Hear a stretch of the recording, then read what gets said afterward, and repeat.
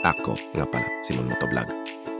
May tumawag sa akin para mag-drive pagkayari ng banding ng baking pamilya.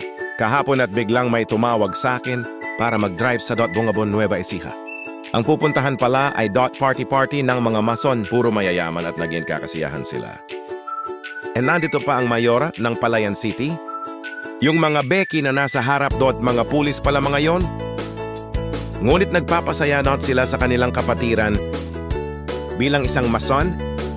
Dito inabot kami ng hating gabi dahil inaantay pa namin magpa-raffle at exchange gift.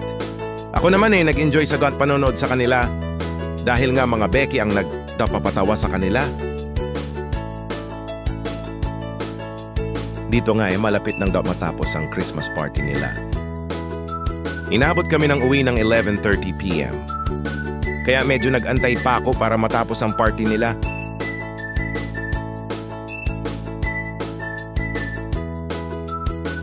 Dito natapos na din sa wakas.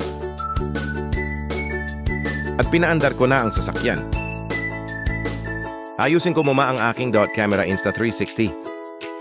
Itong dinadrive kong sasakyan ay hybrid na BYD, kaya masarap gamitin at magaan sa manibela. Meron itong voice command. Pag nagsalita ka ang bawat pogi ni Mon Motovlog charut. Dito na nga sumakay na ang may-ari ng sasakyan para umuwi na ng Kabanatuan.